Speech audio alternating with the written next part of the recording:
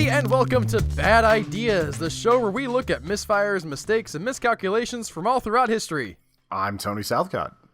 And I'm Albert Berg, and today's episode is brought to you by our featured patron, Leonago, 1999. Thank you, Leon. Thank you, Leon. And this particular episode, which is about Tanacon, is brought to us from one of our friends, Rebecca Holmes, who suggested it to me.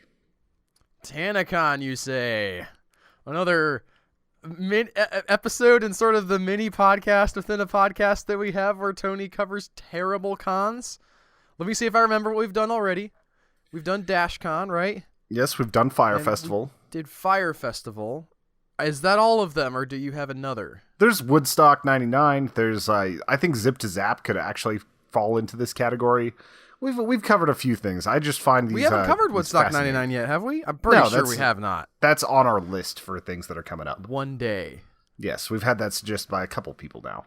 What is Tanacon, Tony? Let's dig into this one. I cannot wait to see how people realize what a difficult thing it is to get a bunch of people in the same place having a good time without everything going to crap. Yes. Well, Tanacon was birthed out of spite. It was a convention made to compete directly with the YouTube convention called Vidcon, because 20-year-old Tana Mongeau couldn't get featured at Vidcon despite having millions of subscribers. So in a single month, she decided to challenge the biggest YouTube convention with her own. Thus, Tanacon was born. So 20-year-olds, famously very wise and experienced in the ways of all of life, does not get featured at VidCon. She's not going to be the only 20-year-old planning this event either, but that comes a little bit later. Okay. Does our girl from DashCon make a reappearance? Does she show up in this story and be like, hey guys, I could help you with that. I know how not to do it this time. I don't know how to do it yet, but I definitely can tell you what not to do. No, Lachlan is not in this one, although I think the incompetence that we're going to see is on the same level as the people who took over DashCon. Tana's channel seems to be mostly vlogs, rants, occasional makeup tutorials, and includes content such as peeing on YouTuber Shane Dawson. After watching several of her videos, I feel like I'm now lit and that I could possibly yeet my way to stardom. Is that a thing that people are saying now? Either one of those? Okay. Well, I heard her say lit many, many times about how lit Tanacon was going to be, and that yeet is like throwing something, apparently. I don't even know. My kids are not old enough to have that slang yet. We're still in the Baldi's Basicus is the only game in the world phase right now. So I'm sure they'll start saying yeet to me in a few years. It'll probably pass before they get it. Also, for this podcast, I had to endure seeing her boyfriend, Jake Paul, brother to the infamous Logan Paul. The cost has been dire. One thing that definitely comes across in her videos is that she has a deep love for YouTube and creators. When her channel took off, she pushed her managers to get her into VidCon. It was a long-time goal that she'd had since becoming a YouTuber. She just wanted the chance to meet the people who influenced her, people like Jenna Marbles, Smosh, and various others. It's an admirable goal, and she was working to not only attend, but to be a featured creator, which is hard when many of the people at VidCon have multiple millions of subscribers, so it is a big goal to get there. After being snubbed in 2016, she went with a general pass despite being YouTube famous, and her fans met her. Security decided that this was too much of a mob and took her away from her fans. Instead of allowing her to be a featured creator, use hallways and security, they simply told her to go to her hotel and not be on the floor.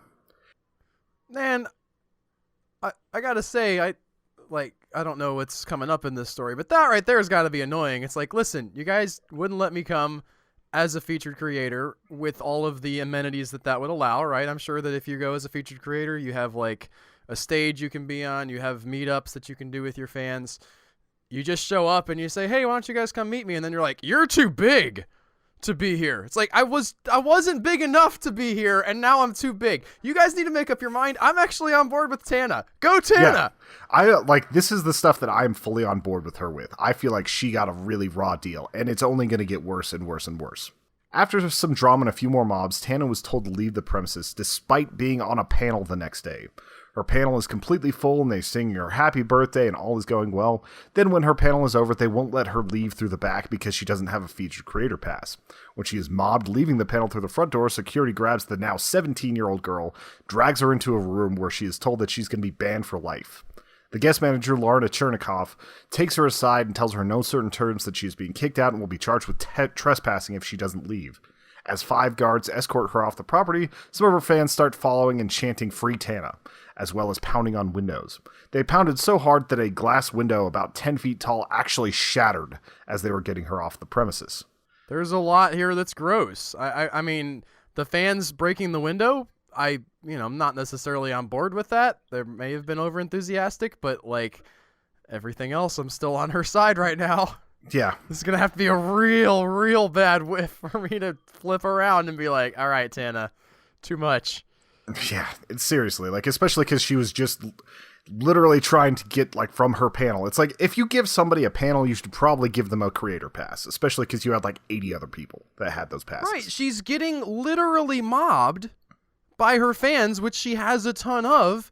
That's gross. Like, if I was as popular as that, I would definitely want some kind of a security setup, right? Like, that's what cons are supposed to do.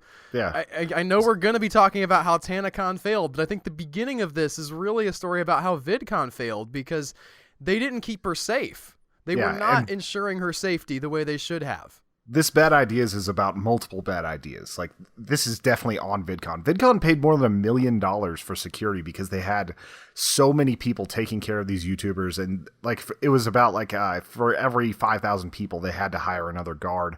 And it was huge, and they put the staff there, but they just, out of spite, didn't let Tana Mongeau in.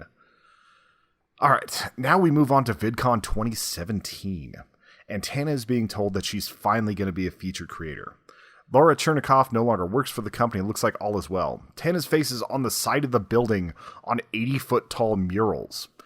And she's all right, go Tana. Yeah, she's a featured member on a brand new YouTube Red show.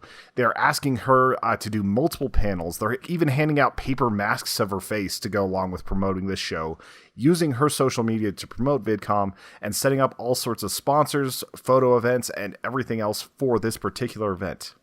The management of VidCon promised her over and over again that she would be featured. Then they decided not to feature her. What the crap? Yeah, despite being in dozens of promo materials, being part of press conferences, meet and greets, and even promoting their escape rooms, they didn't give her a hotel room, they didn't give her a pass, and they expected her for all events but did not offer her any security. She was under multiple layers of hoodies just trying to get around the event without getting mobbed, but people still eventually saw her. You could watch a video where she is being removed again from VidCon by a bunch of security guards literally grabbing her by the elbow as mobs are coming after her. And this last mob was because they wouldn't let her, for her own panel, go backstage. So she was forced to wait in the hallway for all these people wanting to meet her and just sit there and wait. And people were freaking out. If this story ends with her borrowing the Killdozer from the Killdozer guy and wrecking VidCon 2018 with it, I still will probably be on her side. Believe me, like this is some nonsense. Yeah, she got screwed over by this. And I'm not a big fan of like her video style. Like she's just very much like 20-year-old girl. I can't relate. Like, but she's been through a lot and she's very dedicated to her cause. She just says controversial stuff because she's one of the people that'll say like, I'm just a dumb kid. Like there's controversy. It's YouTube well, drama. Yeah, I don't have to be into the entertainment. That is like we are. I mean, we did your little commentary about the value of her videos, and you're not into them, and that's fine. But she is obviously a potential revenue driver for YouTube. There's so much wrong with the way they're treating her. They're, first of all, just not keeping their bargain, which is, like, slimy. If you fill a panel with 1,000 people, like, if you get that filled to the brim, you're obviously helping make them some money. Yeah, you're also... You're a company that runs on sort of goodwill, especially this section of it, right? The whole vlogosphere is a lot of drama and people being mad about things. I assume that's what at least the most popular parts of the vlogosphere are, Tony. I'm not a big vlog watcher, but you're gonna then take one of these people, legitimately mistreat them in a place where everybody has a phone. I mean, I guess the only real upside is that those people will definitely be uploading those videos to YouTube. Yeah. so you get more traffic, but it's not a good look for VidCon at all. Definitely not. This is actually one of the more well-documented things I've ever researched. Like, you can dig into this and find hundreds of different angles on things. It was kind of a fascinating thing to just have that many cell phones and that many like videos put out for this, as well as some great compilations of what happened at this event. Tana's solution to all the problems of VidCon was to host her own con the same weekend of 2018 VidCon. She also chose to do it about a mile from the venue, and on a month's notice. This is a solid move, by the way.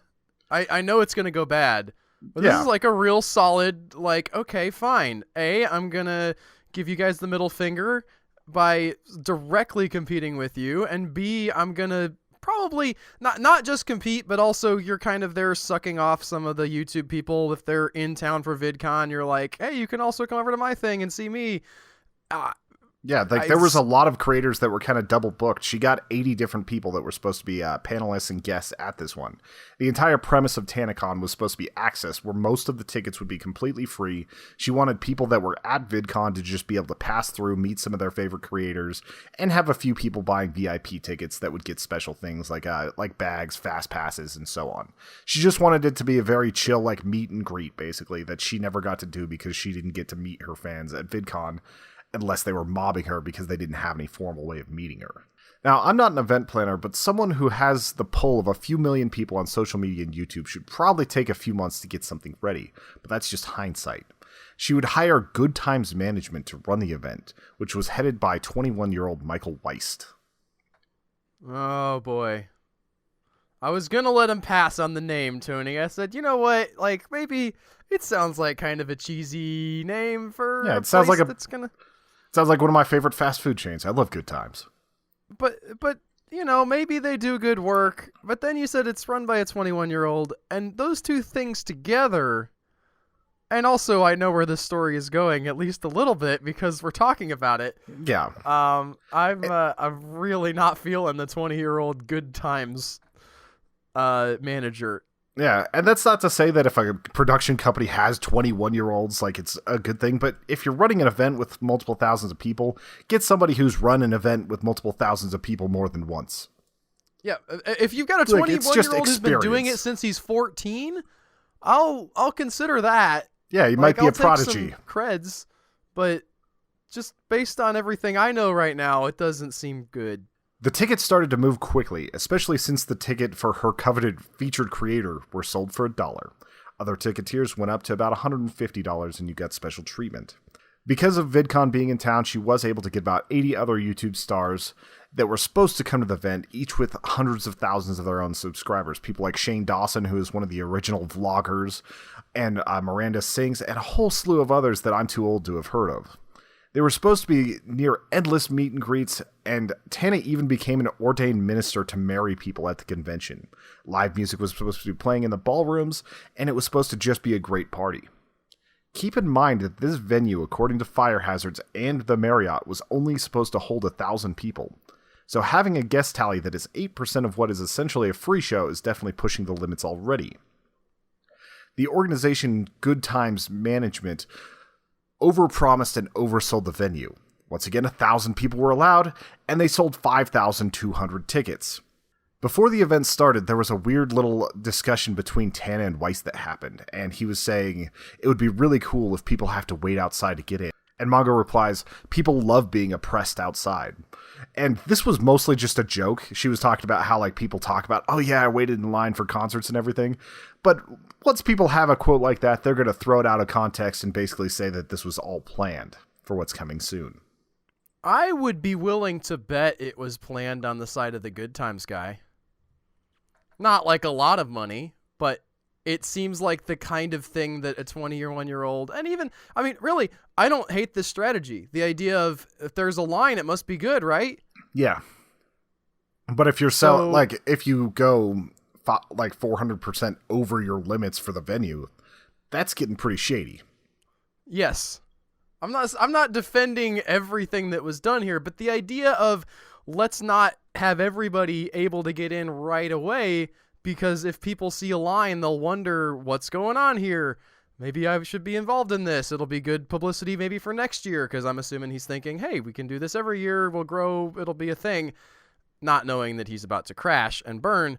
But there is an element of this that I don't hate. Yes, it's the idea of like exclusivity and so on. And just making an event that people are willing to be a part of and spend that time waiting in line. On June 22nd, the doors were set to open and registration would start at 9 a.m. With Tana inviting people to come through and roll for free on their way to VidCon, the line outside at the Marriott grew to, and some people say that it broke 10,000. Good Times would say that it was 20,000, but like Donald Trump's inauguration, those numbers are highly suspect. The Anaheim police would say that it didn't exceed 5,000 people. Add to this that there were no restrooms, water vendors, or anything of the sort, and the line itself became the biggest obstacle. At least at Woodstock 99, they had water, even if it was $10 per bottle. For those that did get in, they were greeted to a hallway with very few creators that were promised absolutely no vendors for merch, and nothing to do other than mill about, with the occasional main stage having somebody on it for a few minutes. The people who paid for VIP packages were promised a gift bag that would be worth 4 times the cost of their $65 ticket. Instead, they found a cheap wristband and condoms branded as Tana condoms, along with some other near-useless swag that looked like it was from the dollar store. Yikes. At least they had those Tana condoms ordered ahead of time. I'm sure those aren't easy to print up. While all this was happening, a strange man in a scarf rode around on a Segway and monitored the event. Upon further research, this was organizer Michael Weist. It was so weird. Like, I watched so many videos, and you just see, like, this guy on a Segway, like, randomly going around, and it's just totally Michael Weist, like, looking all smug as he's just wandering around on a Segway. I don't like this guy, Tony. I don't either. I don't, first of all, I don't like the idea of telling people they're going to get 4 times the value of what they paid for just their ticket in their goodie bag. That seems like just if you do it, it's a bad idea, and if you don't do it, you're a liar, and that's a bad idea. There's no way to get like a good result out of that. Yeah, well, some of the things they were promised some of the things that were promised made sense that it would be worth a fair amount. Like, Tana was supposed to be able to contact some of her makeup companies that she works with and get a bunch of free samples and lip balms and things like that were actually pretty good value, but it just didn't materialize because they planned it in a month. Like, there was a lot of things that they could have done to at least increase the value to something closer to that $65, but they were never going to make it 4 times as much. Unless those wristbands or whatever are selling on eBay, which they might be, but I have a feeling it's not quite Fire Festival level failure, so I don't think it's going to sell as much. They don't have a Netflix and Hulu documentary dropping on the same week about Tanacon. Yes. Although there are some documentary things. It's just us lonely podcasters out here. Yes. And PewDiePie and tons of other people who have actually done this topic. No, it's us! Exclusively, we're breaking the story. Yes, breaking the story. Time. At around 1:40 p.m. on the first day of Tanacon, the event was officially canceled. A sunburnt mob of people who actually paid because they didn't differentiate between paying members and free members stormed to the front of the Marriott and started chanting refund. This is all very well documented as hundreds of small YouTubers recorded this excellent piece of internet history. Ironically, the very thing that got her kicked out of VidCon, the supposed safety hazards, are why fire marshals, police, and event organizers decided the event had to end. Inside, the chants were much the same. The single hallway for the venue was flooded with people screaming about getting their money back. Barricades were jumped, and the mob started to teeter on the brink. Keep in mind, these are people that sat outside in the sun for 6 hours with no cover, so pretty much everybody's just sunburnt and pissed off at this point. And they're being told through tweets that they booked another venue and that the next day they were going to continue the convention in a much bigger area, even though the only place in Anaheim that would be able to hold a bigger convention was being occupied by VidCon. To try and appease our fans, Tana and some other people like actress Bella Thorne came out and took pictures. This calmed some of the fans. She waded through the audience and worked to keep them as calm as possible. That night, she took to Instagram and promised the venue would be open the next day, and they would be able to manage the people, and through tears, she was apologizing for how much of a problem that this all was, and it seemed to be pretty sincere. Of course, Good Times management would go on to negate all this and cancel the entire event at 5 a.m. the next day. They listed an email address that paying attendees could attempt to message for a possible refund. Oh, great. Possible. That's so douchey. And I don't know the story here completely as far as who's at fault, but I'm really wanting to say Tana probably said, I'm going to hire some people to deal with this, and pick the wrong people. And I mean, granted, she's responsible, right? Like, she did start it up, but I would accept some of the excuse of, listen, these guys screwed me over. I gave them the money to do this. They didn't do it right. I don't know what happened. I'm not an event organizer. I'm just a YouTuber. Well, the thing was, like, I watched videos of Michael Weist saying that she completely, like, she never went to meetings. She never did any of this stuff. She was super hands off. And then, like, immediately there's videos. She's got like 12 hours of footage of her at meetings, asking questions about security, asking over and over again, is this venue going to be big enough for the tickets we sold? Like, she was doing her homework more than I thought she would have. Like, that was something that was revealed in a mini documentary later, where she just had all this video of him making all these promises and just saying, oh, it's going to be okay. Don't worry about it. Don't worry about it. Don't worry about it. And she's the one asking important questions. So she's responsible, and she takes responsibility for how bad this all went. But I think a lot of this is straight up just on Michael Weist. Especially because that's a company that is basically just him, along with about 10 interns. That's insane. I mean, first of all, he tries to throw her under the bus. He's like, oh, it's all Tana's fault. She didn't even show up. She hired you to do a job, all right? If I hire a plumber to come in and unclog my toilet, he doesn't expect me to watch him and make sure he's doing it right. If he like floods my house, it's his fault. Yep, and it's even like she was trying to be hands-on with it. She did take a vacation to Hawaii right before the event, but that was like the only time she was away from it. Yeah, that's the other shoe, is that, like, actually it turns out I know quite a bit about plumbing, and I'm in there giving tips to this guy, like, oh, actually, the piping in this house, it's from 1950, so there's a lot of iron. You might want to get, like, a different tool or something. And he completely ignores me and still screws it up and floods the house. Yeah, he's just trying to duct tape the pipes on there. Tana was a bit more direct in her response than Good Times, saying she was an idiot for not expecting more people and that it was entirely her fault, that she was sorry, and she realized that what she was doing was incredibly impulsive and, in a way, kind of vindictive. It was more about revenge than it was about having her heart in the right place to do an event that would have been good for people. If she had decided to do this in a year, she knew that she would have been able to make an event that actually made people happy and would have been able to do exactly what she wanted to, but she trusted people that said they could do it in a month, and she takes responsibility for that. There has not been a single point in this podcast where, other than at the beginning when I knew we were talking about some teenage vlogger who had a failed con, where I was like, well, this is probably going to be her just being a big idiot. I've basically been on her side since then, and I do not regret that.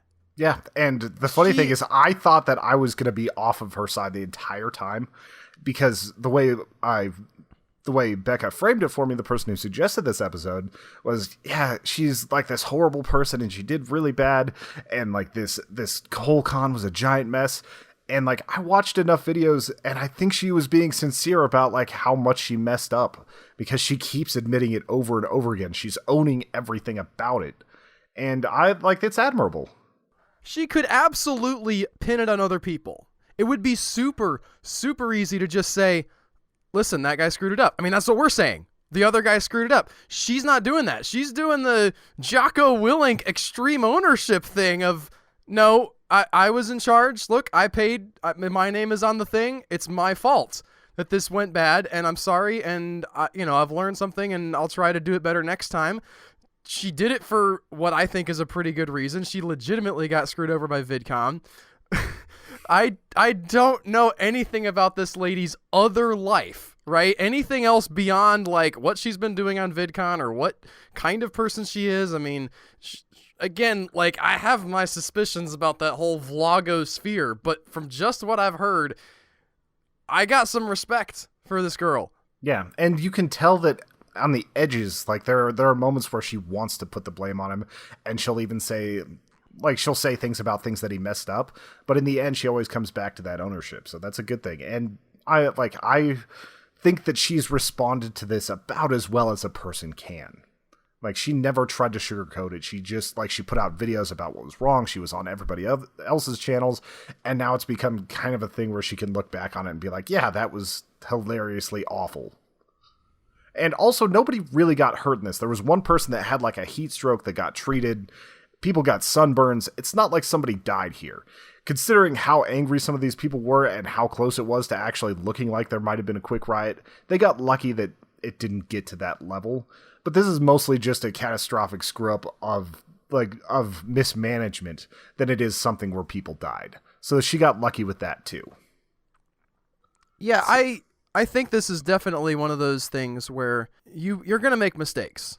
Everybody's going to make mistakes. And on a scale that this lady seems to be at, the mistakes you're going to make are going to be at that scale. But a lot of times, the mistakes, if you approach them in the right way, are actually opportunities to learn something. Yeah. Just because you had something fail doesn't mean that you are a failure, at least in the long run, right? It doesn't mean that you're an awful person. It means you've got a new thing to put in your quiver of, okay, well, I know not to do that again. And that's maybe something that I don't know if we talk about enough on this podcast, Tony, that, like, listen, we cover failures. We talk about these things because we can hopefully learn from them. And if the people who did the failing can learn from them properly, they'll come out better and stronger. And that's hopefully what we're doing here is finding out things that you shouldn't try to do, like plan a giant 1,000-person con in less than a month. Yeah, it's just, it takes a lot of effort and a lot of time, and they just try to fast track it. This is where things start to get oddly conspiratorial.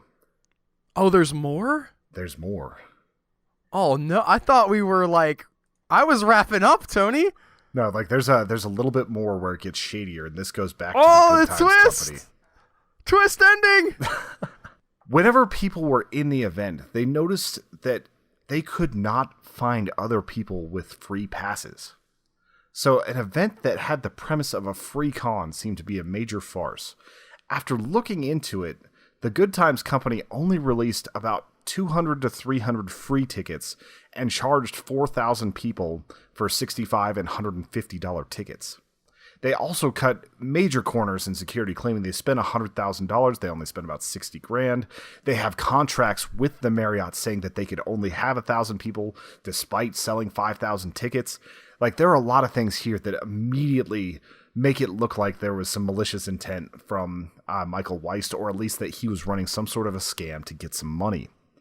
And whenever he saw that the event was failing, he immediately left and flew back to his home in Nashville, just bailed on this whole thing, and tried to collect every piece of footage that he could, because he wanted to make a documentary about the event with the intent to sell the documentary about how big of a failure it was. Man, so you're saying that Mr. Paul Blart Mall Cop himself did not, in fact, hire enough security. I've got my Segway, it'll be fine. And then, on top of this, tries to craft his own version of the story to sell about how Tana sucks. Yeah, and he was even trying to take, like, her personal camera footage, her phone footage, her the people that she had with her who were filming. Like, he was trying to collect everything because he wanted the rights to all of that sort of footage. And the thing is, if this was a scam, it was one of the worst executed ones of all time. About $325,000 were being held by the Veep ticket company, the company that was actually selling it. But in his haste to put this event on, Michael Weist signed a contract saying that if refunds were to be issued, the Good Times Company would be responsible for it in its entirety, and that Veep wouldn't have to pay a single penny. So any scam here was flat out negated by hasty deals with the ticketing companies, where Michael Weist was personally responsible for giving refunds to everybody who came to the convention. So this guy's so dumb he can't even steal money, right? Yeah, that's what it sounds like. a lot of people say that this was a giant conspiracy for him to be able to make a product off the back of a failed YouTuber and all this other stuff. I don't think it is. I think that like it's one of those instances where you never blame on conspiracy what can be blamed on incompetence. But I think he was trying to recover some of those things so that he could try to make some of that money back. And it was just a bumbling mess. It really was not. This is a convention that would essentially been run have you had like Tom Haverford from Parks and Recreation and his like 720 Entertainment running it, except they probably would have put on a better party. This is just one of the strangest, like most incompetent things I've ever read. And apparently he's off trying to make Hulu shows and doing all that sort of stuff now. So he's made it out relatively unscathed other than being completely bankrupt. So we'll see if Michael Weist ends up doing anything else. But the story ends on a weird note in the fact that for Vidcon 2019, Tana Mongeau is actually being featured. They finally invited her back. Well, it hasn't happened yet, though, right? No, I'm like, part of me has this sick desire to see them renege on that just because it would be It's happening so now, cool. July 10th through the 13th. Well, as we're recording this, by the time this comes out, you will know if Tana actually went to VidCon. So it's one of those stories where it's just like she finally got what she wanted, but it took a failed convention, 3 years of being basically like bullied by these people and just a lot of weird screw ups to get there. All right. Well, thank you guys so much for listening. If you enjoyed this, you should subscribe on whatever podcast platform you prefer. If you have a bad idea that you would like for us to cover, we don't take every single suggestion, but we do consider all of them, and you can send them to badideasshow@gmail.com.